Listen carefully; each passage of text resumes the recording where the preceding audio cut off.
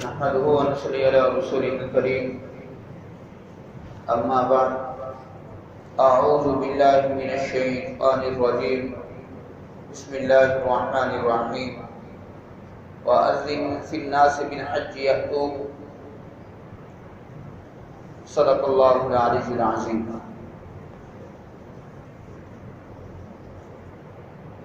جو آیت مبارک کا کچھ حصہ میں نے آپ حضرات کے سامنے تلاوت کیا ہے، اس آیت مبارکہ میں اللہ رب العزت نے حج کے متعلق بیان فرمایا ہے۔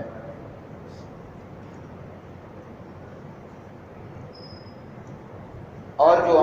احرام باندھ کر حج کرنے والا ہوتا ہے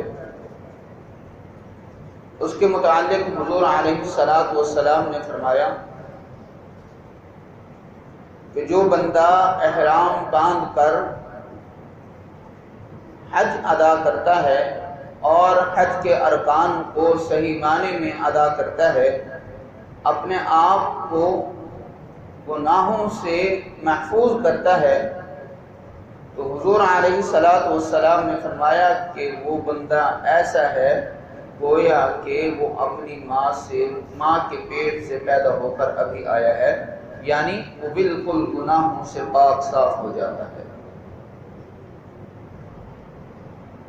اور دنیا کے اندر اللہ رب العزت نے جتنے بھی لوگوں کو پیدا فرمایا ہے تو ہر انسان کے پاس جو وسائل ہیں ایک جیسے نہیں ہیں۔ کسی کے پاس مال و دولت ہے تو پھر کسی کے پاس مال و دولت نہیں ہے۔ اگر جس کے پاس مال و دولت ہے وہ اپنا مال و دولت خرچ کر کے حج جیسے فریضے کو ادا کرنے کے لیے جا سکتا ہے، اور جس کے پاس مال و دولت نہیں ہے تو وہ اس فریضے کی ادائیگی کے لیے پیسہ خرچ کر کے وہاں پر حج ادا کرنے کے لیے نہیں جا سکتا۔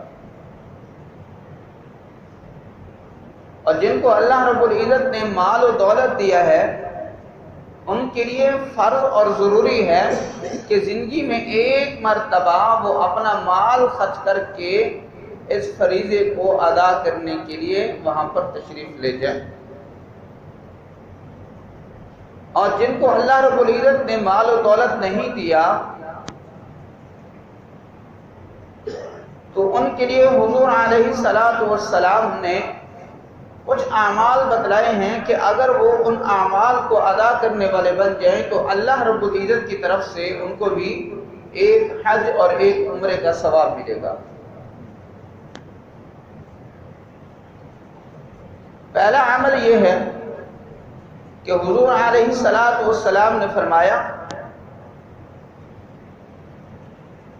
کہ جو بندہ گھر سے وضو کرے اور ساتھ یہ نیت کر لے کہ میں مسجد میں جا کر دین کی بات سیکھوں گا یا دین کی بات سکھاؤں گا، صرف یہ نیت کر لے اور مسجد میں آ کر جماعت کے ساتھ نماز کو ادا کرے تو اللہ رب العزت کی طرف سے اس کو ایک حج اور ایک عمرے کا ثواب ملے گا۔ صرف نیت کرنے کا یہ اجر ہے۔ تو اگر انسان ہر نماز کے وقت گھر سے وضو کر کے آئے اور ساتھ ہی یہ نیت کر لے تو ایک ہی دن کے اندر 5 حج اور 5 عمروں کا ثواب اس کو مل جائے گا۔ دوسرا عمل یہ ہے کہ حضور علیہ الصلوۃ والسلام نے فرمایا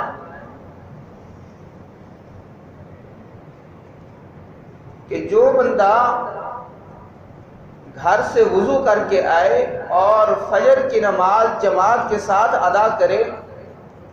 اور نماز ادا کرنے کے بعد اپنی جگہ پر بیٹھا رہے اور اللہ کا ذکر و اذکار کرتا رہے،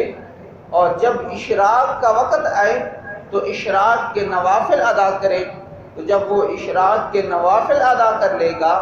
تو اس کے بعد اس کو اللہ رب العزت کی طرف سے ایک حج کا ثواب ملے گا۔ تیسرا عمل یہ ہے کہ جو انسان گھر سے وضو کرے، مسجد میں آ کر جماعت کے ساتھ نماز ادا کرے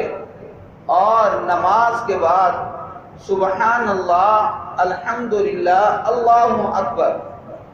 یہ کلمات پڑھنے ہیں۔ سبحان اللہ 33 مرتبہ پڑھنا ہے، الحمدللہ 33 مرتبہ پڑھنا ہے اور اللہ اکبر 34 مرتبہ پڑھنا ہے۔ تو جو بندہ فرض نماز کے بعد یہ کلمات پڑھ لے گا تو اس آدمی کو بھی اللہ رب العزت کی طرف سے ایک حج اور ایک عمرے کا ثواب ملے گا۔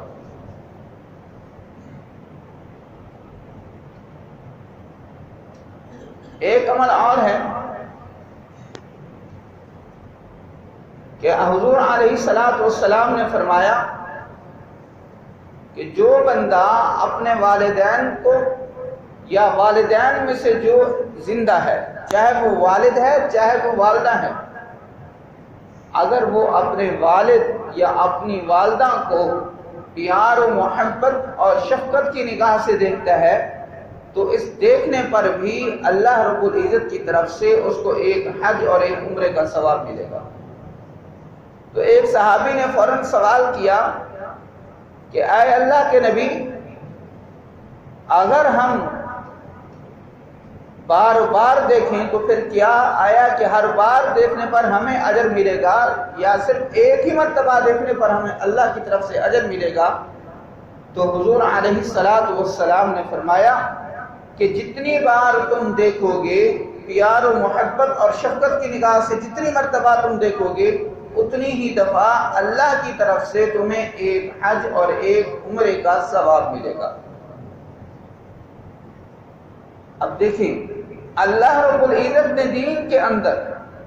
ہمارے لیے کتنی بڑی نیکیوں کا خزانہ رکھا۔ اگر ہم یہ چھوٹی چھوٹی نیکیاں کرنے والے بن جائیں تو ہم اپنے نامہ اعمال میں بہت بڑی نیکیوں کا ایک ذخیرہ اکٹھے کرنے والے بن جائیں گے، اور یہی نیکیاں یوم حشر، یوم قیامت والے دن ہمارے حساب و کتاب کے وقت یہی نیکیاں ہمارے کام آئیں گی۔ اگر اس وقت اللہ نہ کرے اگر ایک نیکی بھی کم پڑ جائے تو اس وقت بھی ہمارے لیے نجات بڑی مشکل ہو سکتی ہے۔ لوگ اپنے ماں باپ کے پاس جائیں گے کہ مجھے ایک نیکی دے دو، لیکن اس وقت ہر کسی کو صرف اور صرف اپنی فکر میں ہوگی۔ وہ کہے گا کہ اگر میں نے نیکی دے دی تو اگر میرے نامہ اعمال میں ایک نیکی کم پڑ گئی تو پھر میرا کیا ہوگا؟ لیکن احادیث مبارکہ کے اندر آتا ہے کہ جو انسان ایک نیکی کی وجہ سے اس کا فیصلہ رک جائے گا تو جب وہ دوسرے لوگوں سے نیکی مانگے گا اس کو کوئی لوگ نیکی نہیں دے گا، لیکن جو انسان اس کو ایک نیکی دے گا، نیکی دینے والوں کے بھی اور لینے والوں کے بارے میں بھی آتا ہے کہ اللہ رب العزت ان دونوں کے بارے میں جنت کا فیصلہ فرما دیں گے۔ تو دعا ہے کہ جو کچھ کہا ہے اللہ ہم سب کو صحیح معنی میں اخلاص کے ساتھ اپنی رضا کے لیے اس پر عمل کرنے کی توفیق عطا فرمائے۔ وما علینا الا البلاغ المبین۔ بسم اللہ الرحمن الرحیم، الحمد للہ رب العالمین والعاقبۃ للمتقین والصلاۃ والسلام علی سید الرسل وخاتم المرسلین۔ ربنا ظلمنا انفسنا وان لم تغفر لنا وترحمنا لنكونن من الخاسرین۔ ربنا آتنا فی الدنیا حسنة وفي الآخرة حسنة وقنا عذاب النار وقنا عذاب القبر وقنا عذاب الحشر وقنا عذاب الميزان۔ اللهم انصرنا فإنك خير الناصرين، اللهم ارزقنا فإنك خير الرازقين، اللهم عاقبتنا في الأمور كلها وأجرنا من خزي الدنيا وعذاب الآخرة۔ سبحان ربك رب العزة عما يصفون وسلام على المرسلين والحمد لله رب العالمين۔